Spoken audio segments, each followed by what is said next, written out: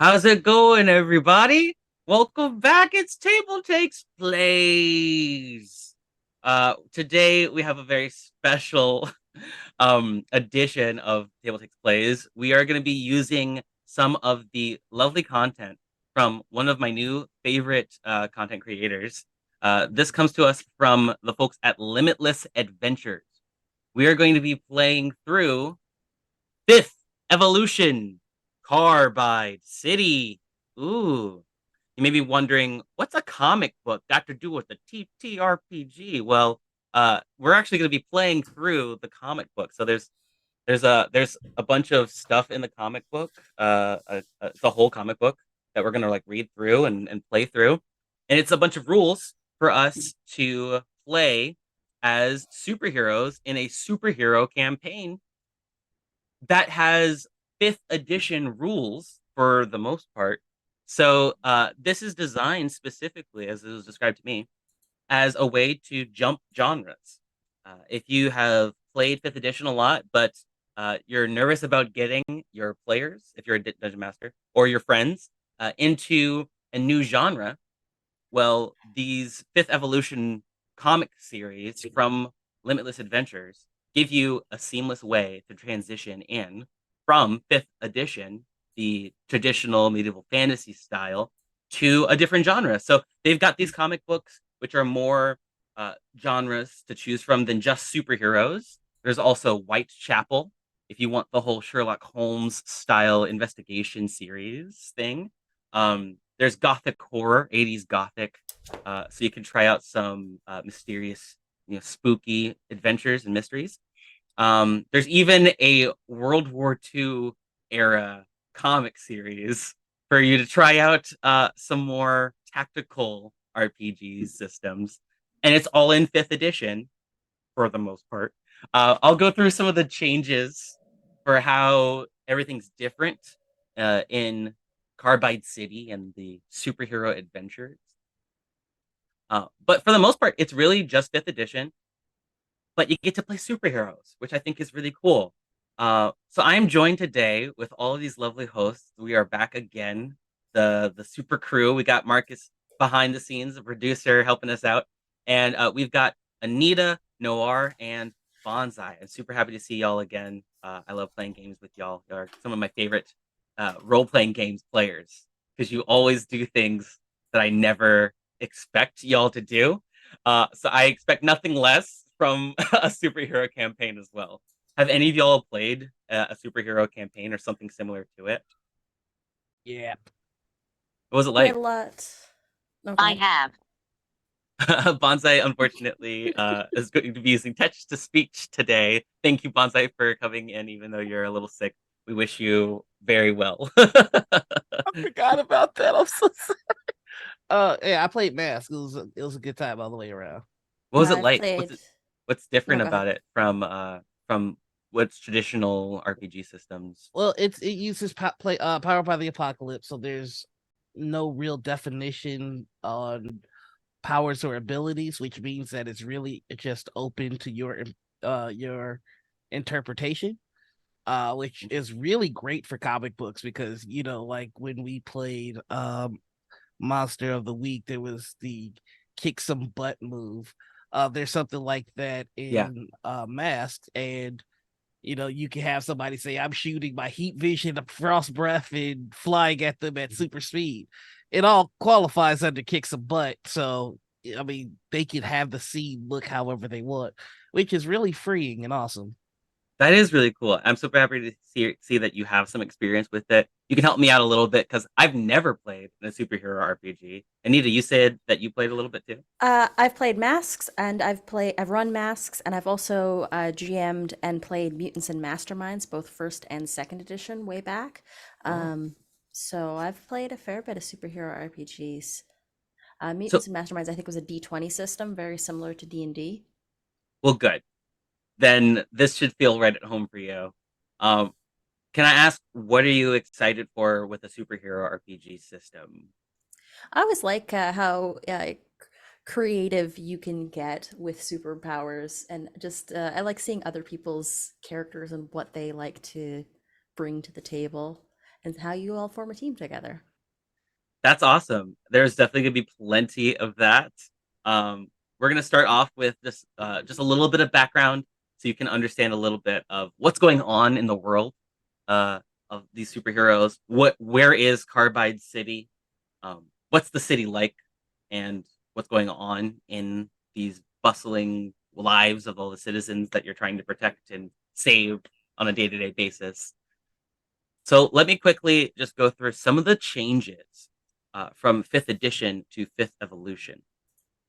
So in a superhero campaign, death and murder are pretty rare circumstances.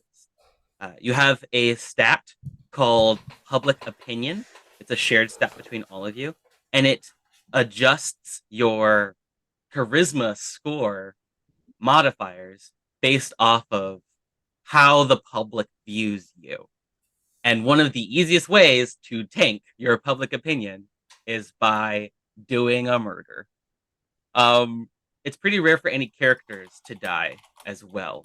Typically, you're knocked out or arrested or just incapacitated. But typically, you always come back somehow. The story goes on in some way. The stakes are more about the city and the people you're trying to protect, and the people that aren't evos, the people that aren't heroes like you all aren't superpowered. So death and murder are pretty rare things.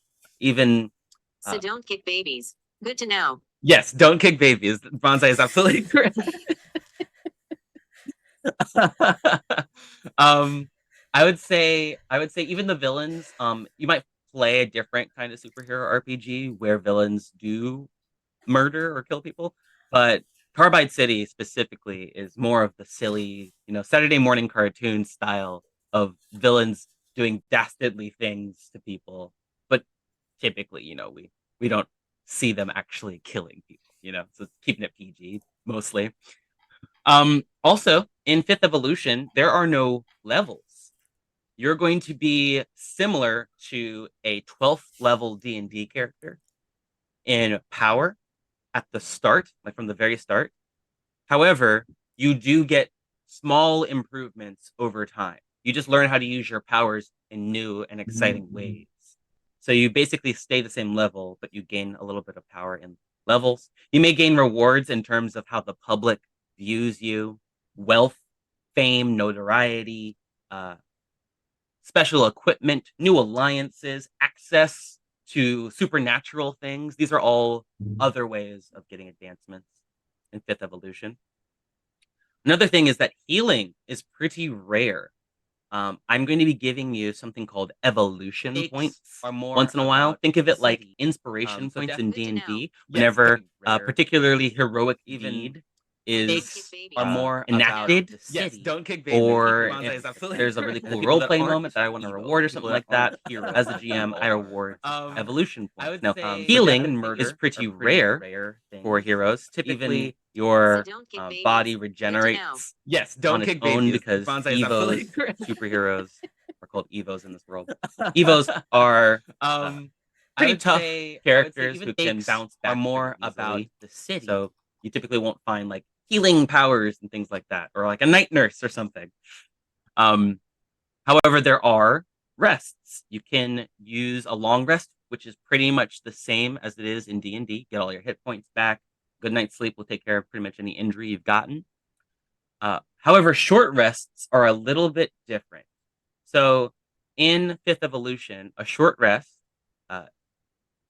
isn't exactly the way it's played in D&D. So in D&D, you might have your levels determining how many hit dice you can use, and you'll get half of them back after a long rest. Well, in this case, each of you has 12 d8, and you can spend as many of those d8s and add your constitution modifier as you want to in between encounters. So that way you don't have to actually take an hour to rest. It's just in between encounters. You just roll your d8s and add them up, and you'll get half of them back after a long rest. So it's always 12 d8 forever, even when you increase your powers and capabilities and things like that. So one thing that they talk about in a superhero campaign for Carbide City specifically from Limitless Adventures is that the city is a character. So you might find that there are lots of things going on in the city, in your surroundings, that you might have not interacted with in a D&D campaign typically.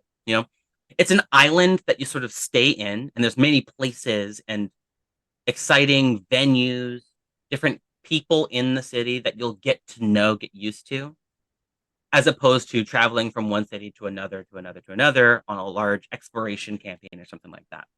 So the city has its own sort of personality. Public opinion is very much a representation of that. Public opinion is the city itself having one opinion about all of you collectively based off of what shows up on the news and things like that. Another thing for a superhero RPG to keep in mind is your anonymity. You will have your secret identities, and you'll have to come up with some day job that your character has alongside your superhero identity, which would be typically sort of an extension of your character's normal personality, or perhaps something completely different. It's really up to you.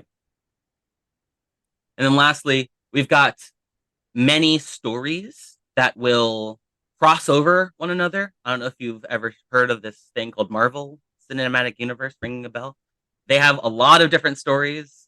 You might find this in any superhero comic series where everybody's got their own history, their own story, lots of different things going on. And once in a while, you'll intersect your story with somebody else's. And there's just all this, lots of convoluted plot going on around everything. So keep that in mind. Those are the different types of adventures that we'll see here. So there are some new skills that your characters will have access to as well. The nature skill that you might be used to in D&D is altered just a little bit to include the psychology, biology, and biomechanics of nature and nature-specific phenomena. So it's a little bit more supernatural is what your nature skill is for, as well as supernatural monsters or superpowered monsters and things like that, beasts and creatures. There's also a new skill called mathematics. Mathematics is all about logic, probability, and trying to figure out distances or, in the moment questions about math and algebra and calculus and all that cool stuff. There's another skill called advanced tech. So somebody who might be really cool with gadgets or inventing things might have a really high advanced tech skill modifier. And then there's parapsychology. Your ability to read minds, if you have the ability to do so, would use that. There's a lot to do with how criminals and villains think, what their dastardly plans or what they're up to, that kind of thing, in a paranormal sense. And then you have a new stat called resources. So resources is an ability score, like you would have in D&D, like strength or dexterity, wherein it's your ability to be resourceful and find the items that you need at a moment's notice. So your resources score might go up if you're rewarded with a lot of money, or like the key to the city or something by the mayor who decides that your good deeds have put you in good standing. Whereas if you're robbed or if your secret hideout gets ransacked, you might lose something from your resource score. And everybody will either start with the same one or something different depending on your character creation. So with all that out of the way, any quick questions before we move on? All right, seems like everybody's on board here. So now we get to go into the fun stuff, building a character. So let's all take a look at the PDF that I sent you privately. We don't have it to show on screen right now, so we'll just have to explain things for everybody in the background. But here in this PDF, you'll see lots of different archetypes, and I'm really going to quickly run through each of the archetypes in brief detail so you guys can think about which one you want to try to be. And since we are doing this for an audience, why don't we try to pick a different archetype so nobody picks the same one. That way we can showcase as much of the cool stuff in this game as possible. So first up, we have the Blaster. The blaster has powerful ranged attacks similar to Cyclops from the Marvel series. One specific ranged attack, so it could be like shooting out thunder or lightning from your hands, or you could be like a pyromancer, that kind of thing. We've got the brick archetype.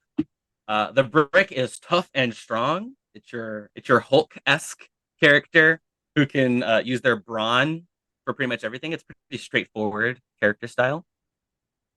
We've got the feral archetype.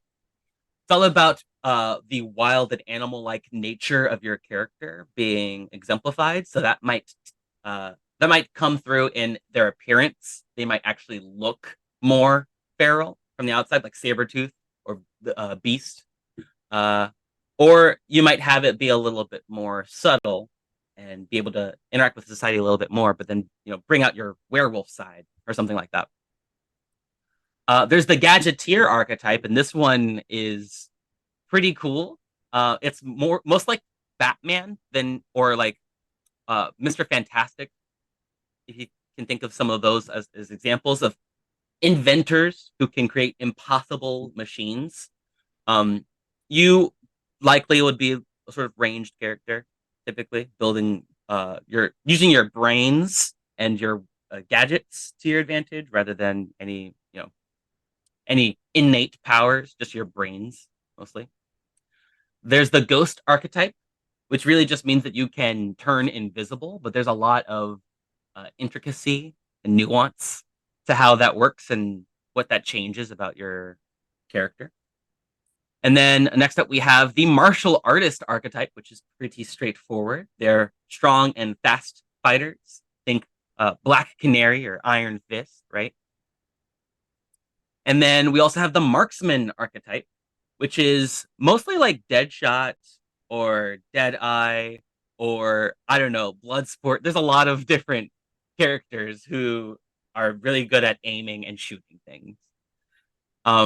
Speaking of which, guns are a thing in modern RPGs. I'm sure you guys have played through some, right?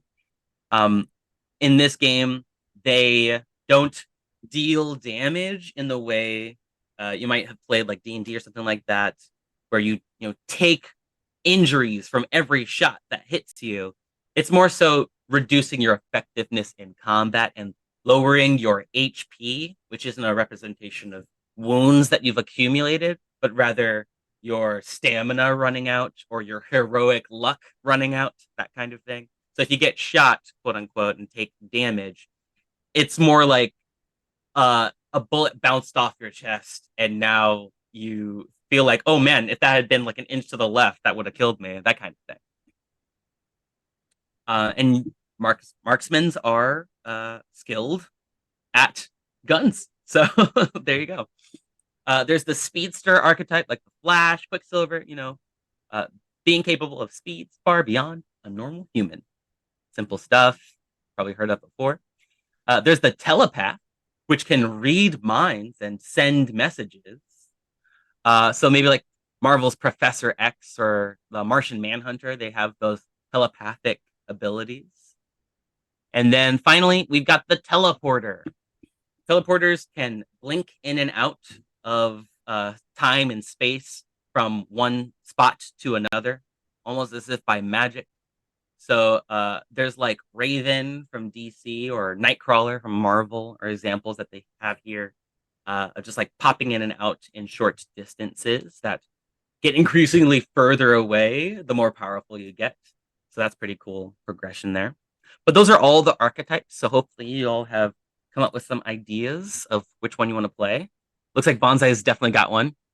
I see Speeder, who alt is a DoorDash bike rider. That makes perfect sense. I mean, think like Spider-Man Peter Parker flying through New York and delivering pizzas. That makes perfect sense to me as Peter, definitely up your alley. I will run you through some character creation for that one. Anybody else have any ideas of what they want to try? I was thinking of doing the teleporter archetype. Had to come up. That's pretty You get a cool. free That's what I would have religion. chosen, honestly. I'm glad somebody picked that one. I really want to see that in action, see what you do with it. How about you, Noir?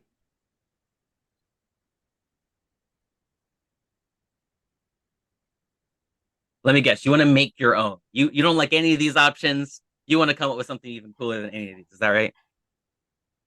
I wasn't thinking that, but now that you mentioned it, yeah. Okay. Well, maybe maybe why don't we start with one of these and we can sort of expand on it and change things if you don't like it. How about that? Sure. Yeah, they do have rules in the back of the comic for creating your own archetype if you have a better idea. And maybe off screen we'll come up with something that you like if none of these appeal to you. I'm surprised I'm not seeing anyone that can fly. Like that's superhero. That's superhero 101. That's actually a good question. I haven't looked through all of them. That's interesting. I guess none of them have like a fly speed or anything like that. The feral has a fly speed if you choose avian. Uh, And who wants to be a werebird? Like I, fear me, I'm the were pigeon. Get your hollow bones out of here. and I'm just looking at the gadgeteer. They might have. Yeah, they can get like a jetpack, right? The telepath also has the ability to levitate 3 times per day. All right, I'm gonna go with oof, boy. I'm gonna go with the speedster. Oh, so we have 2 speedsters. Oh, there's somebody. Oh, I'm sorry. I didn't. Yeah, Bonsai Bonsai chose wanted that to be one. a speedster. Okay, no, you As- can be the speedster. I will totally be the marksman. I'll be Green Arrow. You feel Green my Arrow. shame.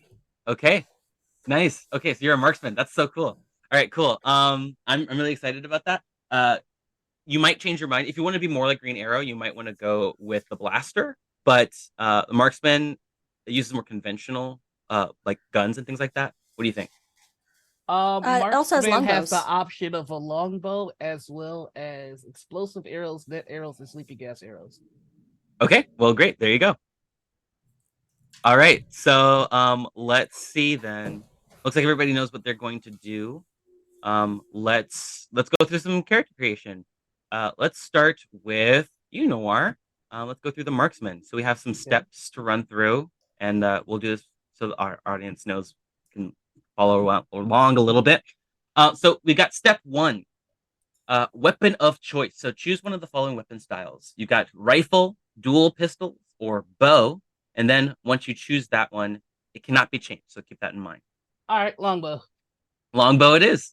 Now let's talk about your origin story. What did your Evo do before coming to Carbide City?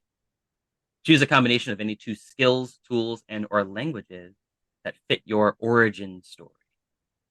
So it's the same skills as you would see in D&D with those extra ones that I mentioned. I can Okay. reiterate them if you want. Let's see how many do I get. 2. I'll pick acrobatics and You can also pick a tool or language as well. I'm gonna pick a tinker's kit because I need to be able to make my arrows. My trick arrows, that is. So tinker's kit, acrobatics, and let's say stealth, because it doesn't have stealth, and I'm gonna need that. Okay, cool. So think of a way, how can you combine that into your origin story? Like, what did you do before coming to Carbide City? I was an Olympic archer. But my father got killed in a carjacking, and the cops didn't do anything about it. So I went and hunted the guy that did it myself.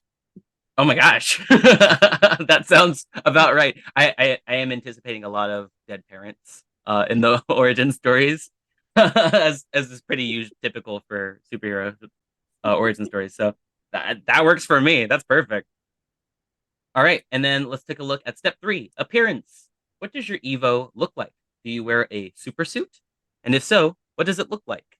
And It's if you want any help with this, there are several differences in armor from your typical D&D armor to this one that sort of translates it into being similar in most ways. I got this. Okay. It's a combination of Green Arrow Season 6 suit and Sub-Zero's Mortal Kombat 11 suit. Okay, please write that down because I want a full introduction of you like appearing into the scene and then just like the full suit I got as you switch over. That's awesome. All right, and then the final step. Step 4, persona. Do you maintain a secret identity? What is your Evo name? Um, I That might do take a little maintain bit longer. I don't mind if you want to change your mind later. a secret identity, and my hero name is Quiver. Quiver. Perfect. I think that's perfect, actually. Okay, so you got Quiver, the marksman, with a bow and arrow. Cool. So let's take a look at some of your special abilities here. Real quick, Bonsai, I just looked at a regular D&D character sheet to find the list of all the skills. Oh, yeah, yeah. Sorry, Bonza, I was not paying attention to the little box with your face on it. Sorry. All right, thanks, Bonza. Okay, cool. So let's take a look at some of your special abilities here. You get a multi-attack, which means you can make 3 longbow attacks in one turn. God dang, right. You get a +8 to hit. Pretty long range, up to 600 feet away. That's so cool. And you also have quick draw. So during its first turn, the marksman has advantage on attack rolls against any creature that hasn't yet taken an action. So if you show up on the scene before anybody else gets to act and you manage to get a shot off, you get advantage on all 3 of your attack rolls, actually. With a +5 to your dex, you'll have a pretty good chance of getting good initiative as well. Excellent. Now, there are some other advancements that you can take. I'll just list through a couple of them. So there's the headshot. Your quick draw attacks are always crits. You can be skilled and gain an extra proficiency in anything you want. You can also get endorsements to get your resources increased by 2. So there's lots of cool stuff there.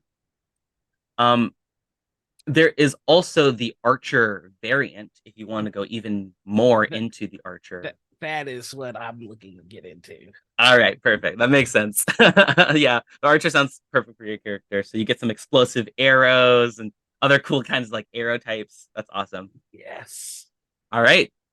Let's move on and let's go through your character creation. You ready? All right, I see the thumbs up, so let's go for it. So, step 1, origin story. What did your Evo do before coming to Carbide City?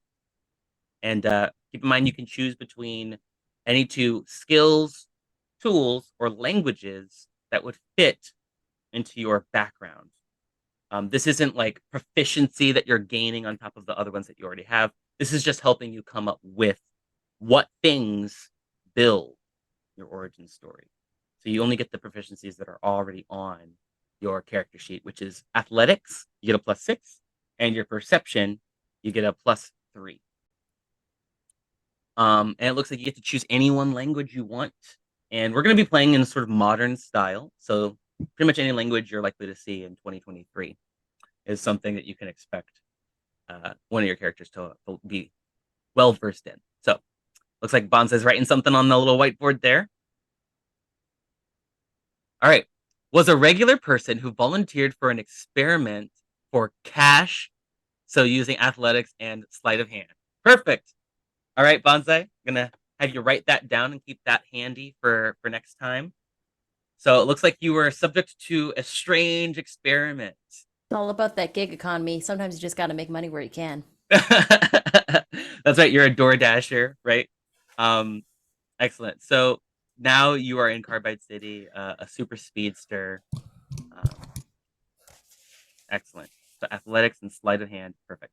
So again, that's not giving you proficiency in something. It's literally just building your origin using those 2 skills. Okay. Step 2, appearance. Let's talk about what your Evo is going to look like. Do you wear a super suit? And if so, what does it look like? So I'll let you think about it for a second. The way the armor is a little bit different in 5th evolution is instead of having leather armor, you might have a leather jacket that gives you a base DC of 10. And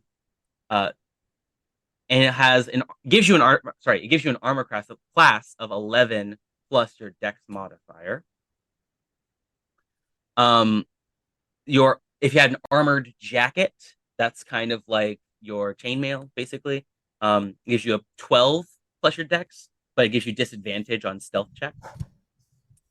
Um, don't double check me on D&D stuff, by the way. I'm not super knowledgeable about the intricacies of what kinds of armor there are, what bonuses they give, and what penalties they give. That's not me. I'm more the cool DM. Um, okay. Also, we've got the Kevlar jacket, which gives you a armor class of 13 plus your Dex modifier. But you need a strength of at least 12 in order to wear Kevlar because it's pretty heavy. There's also shields. I'm sure you can think of at least one or two superheroes who use a shield. That gives you a +2 to your armor if you use one. Whoa, Bonsai did a whole drawing. Oh my gosh. Okay, so I'm seeing like a cool helmet, like a biker helmet. I'm seeing some pretty tough armor too, but just the shoulder pads then, or light armor. Yep. Okay, that makes sense. Some light armor. I'm seeing the midriff is being exposed a little bit for increased aerodynamics. Yes, speed armor. Perfect. You got the knee pads and everything. That's awesome. Okay, that looks perfect to me. And then finally, let's pick your persona. Do you maintain a secret identity? And what is your Evo name? Again, you can totally change your mind later. I'm the worst at naming things, as evidenced by all of the Tabitha's, George's, and I think I've used Alabaster at least 5 different times in my D&D campaigns to name my characters. So if you have an idea for like alternate persona or something like that, let's see. TableTake. Oh, that's awesome. Okay, we've got TableTake, the door dashing speedster. That's what DD stands for, right? DoorDash. Yeah. Awesome. Okay, cool. Let's take a look at some of your special abilities. Let's see here. So the speedster evos in this book are much slower than their comic book inspirations. Once real world physics are applied to games, everything tends to unravel. The 120-foot movement is a tactical speed achieved in cramped and crowded quarters, and not a great measure of their true speed. Assume that the speedster archetype on a track, under perfect conditions, is 4 times faster than a human and twice as fast as a racehorse, or roughly 100 miles per hour, but only for a number of minutes equal to their constitution modifier. So, no, you're not going to be running so fast that you go back in time or change dimensions or something like that. But maybe perhaps you will gain that ability or technology with the help of some of your friends from across Carbide City. So let's see here. You are blurry. You don't provoke any opportunity attacks when you move. That's pretty cool. You may use your dexterity to make unarmed strikes, which is pretty awesome because I mean, typically you're just going to be running so fast that you can just like knock somebody out with your speed alone. Pretty cool. You have a multi-attack as well. You get 4 unarmed attacks because you're so fast with your punches and kicks, whatever you decide. And it looks like you get a +8 to hit. That's awesome. And with your reaction, you can sidestep. You get to add 3 to your AC against 1 melee or ranged attack that would typically hit you, giving you an extra boost to your AC anytime somebody tries to hit you. You get +3. However, you have to be able to see the attacker. So if somebody hits you from behind or you don't see it coming, you can't use your reaction there. There's also some pretty cool advancements that you can take. You can generate a 20-foot cube of dust that provides half cover. You can get luck, which lets you re-roll any 1 die roll. Or if you want to be even faster, you can take the sprinter advancement, which increases your movement by 10 feet. So instead of leveling up, that's one of the things that you would get after the completion of a milestone. So pretty cool. All right. So Bonsai, hope you're taking notes here because we're going to be running your character through next time we play. Okay. And then Anita, we got your teleporter to build. You ready? You're muted. Oops. Hi. Yes, I'm muted. But now I'm not. So yes, I'm very excited. So I will do origin. So my Evo was like a theater kid and a cosplayer before coming to Carbide City. Nice. So I'm going to choose performance, and I'm going to actually choose for I'm going to choose something like a sewing kit for because I think they made their own costume. Nice. You can like Um, make other people's costumes too if you want. oh Right? yeah, That's awesome. yeah. So femme presenting, kind of dark, brightly colored hair. Um, and wears the super suit that they made. It's kind of I'm trying to think of what it would look like. Kind of similar to it's a form-fitting bodysuit. It's got some padding uh in the shoulders and like some like nice lines on it that sort of make it look very sleek, almost like a little bit of a lightning pattern on certain parts of it. Um, Careful. and There's definitely somebody else in Carbide City who is gonna get a little bit offended if they see somebody else wearing their not trademark lightning like bolts. not like lightning bolt, but like, just like zigzag Sure, yeah. patterns. I see what you're saying. Uh, so this superhero does maintain a secret identity. Her name is Haley, but the Evo name that she goes by is Zip Zap Zop. Zip zap zop. Yeah, Not zip zop zooey. no, Zip Zap Zop. Zip zap zop. Got it. Okay, gotcha. Sorry, I was conflating your character design with another random character that's just floating around in my head from Community. Okay. Um, cool. Looks like you have your origin, your appearance, and your persona all picked out. Let's take a look at some of the cool stuff your character Do gets. supers have trademark? Bonds, I would like to know. Do supers have trademark? Evos in particular, they have their own legal team. They have legal representation. Now you're not unionized or anything like that, so it's not that organized or anything. But there is the super lawyer in town, Doc Brown, who you can call him anytime you get into legal trouble. He'll be right there. He seems to just pop up anytime you call for him. It's weird. You don't have to like send like a bat signal or anything. You just go into an empty office room and he'll just like show up, open the door and walk in with his cool briefcase. Doc Brown's pretty cool. He get you out of a jam.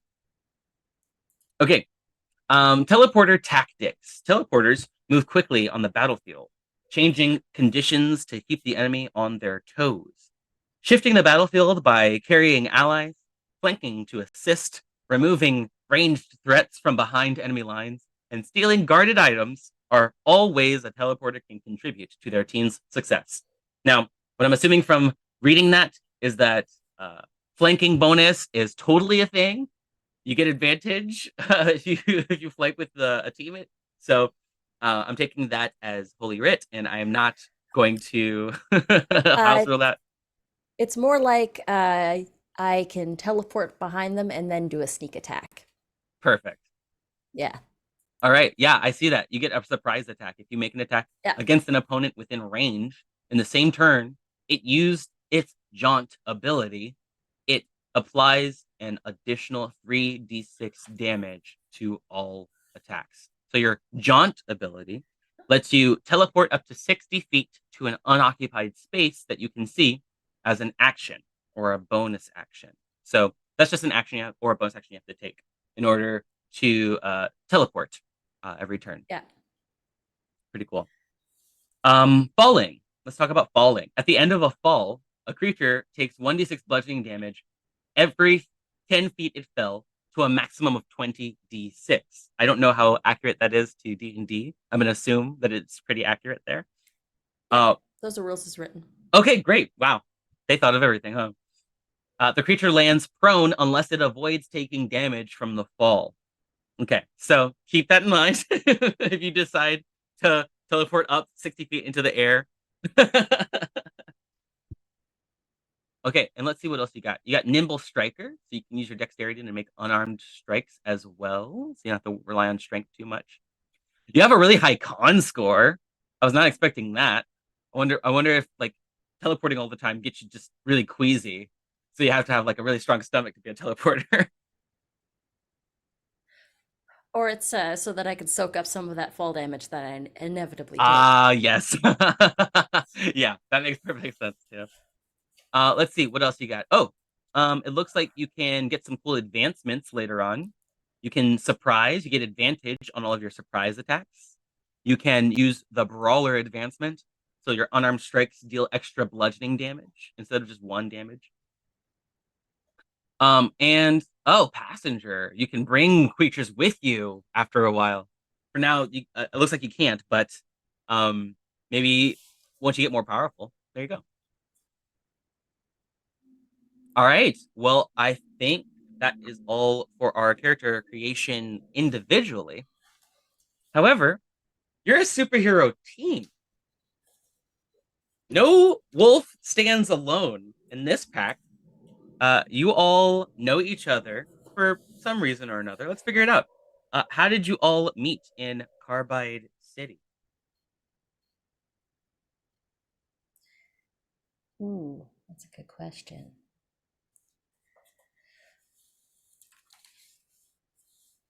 Looks like Bonsai's got some ideas. She's writing something down.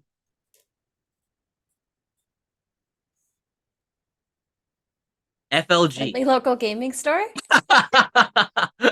Just fans of comics and games and nerd stuff, and you just meet up there. That's cool. You all are big nerds, and you met up together. Was it like a meetup group or something? I think we have a D&D group. Oh my Is God. it like a superhero D&D group where our alter egos play together and I guess superhero together? Yeah. Okay. So you combine your superhero powers to form this group at a friendly local gaming store. That's cool. I love that. Listen, we get done beating up bad guys, and then sometimes you just want to go to a diner after, and sometimes people have dice, and sometimes you run D&D. Sounds right to me.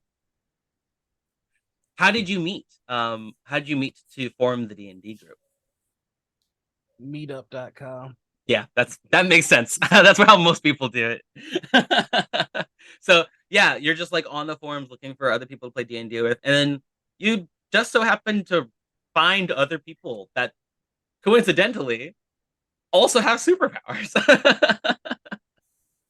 That's pretty cool. I share all of my deepest vulnerabilities and insecurities with my D&D group as well. So it makes sense that you guys got so close and intimate with one another that it slipped out one day. One of you has superpowers. Wait, I have superpowers too. And then suddenly, now you're not just a D&D group. I mean, I don't have superpowers, but Well, I think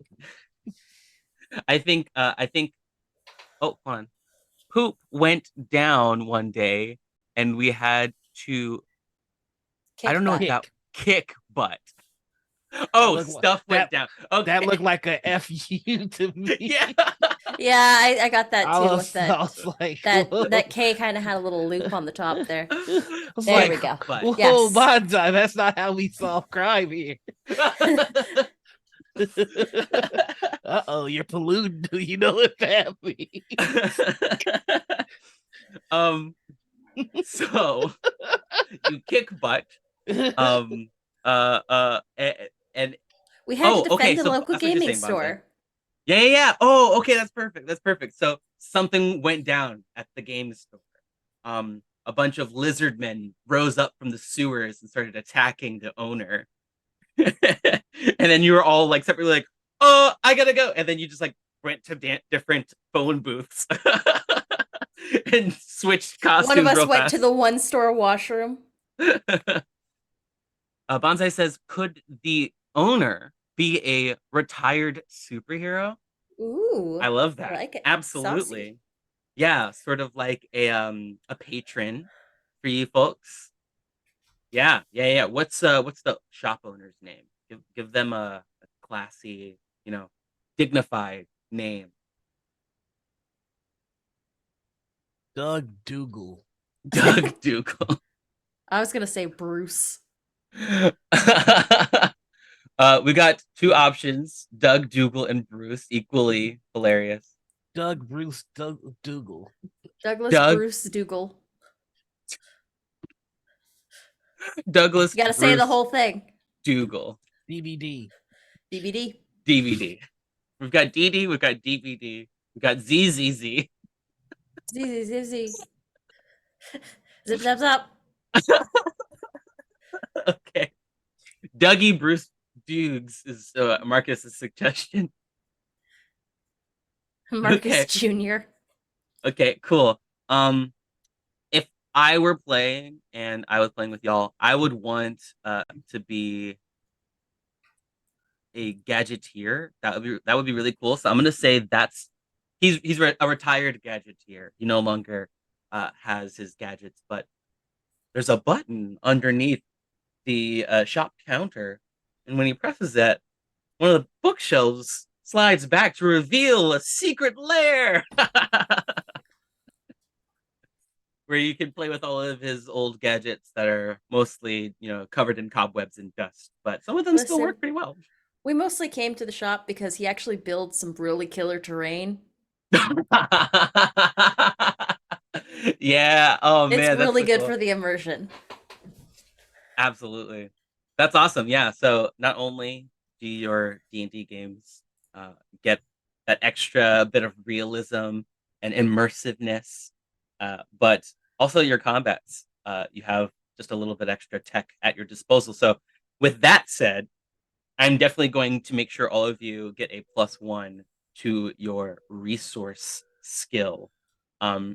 It isn't going to be listed underneath the character creation stuff. You're not going to see like a space for it, but once I get you your character sheets, you'll be able to add that on your resource stat. But definitely a +1 is in order here because you have much more resources at your disposal than the average superhero. So let's go through some of the backstory, shall we? A small fraction of the human population is changing. They are developing extraordinary powers. Carbide City was a copper mining town that grew into a small city. When the mine ran dry, the once prosperous city fell on hard times. Now, Carbide City, with massive grant funds donated by Brant Labs. I just realized I skipped like so much. Hold on one second. I'm just like reading too fast. um, a small fraction of the human population is changing. They are developing extraordinary powers. Some can fly. Some have gained superhuman speed or strength. Some of them can aim real good and explode things and shoot nets from their arrows. Um, Archery is a tough skill. I will not see it belittled like this. This event, called the Fifth Evolution by some, has the world in a panic as governments struggle to deal with villains with powers far greater than even the most seasoned police officer or soldier. Was that Bonsai? I want to see that again. Oh yes, and some people can fly or are really good at jumping.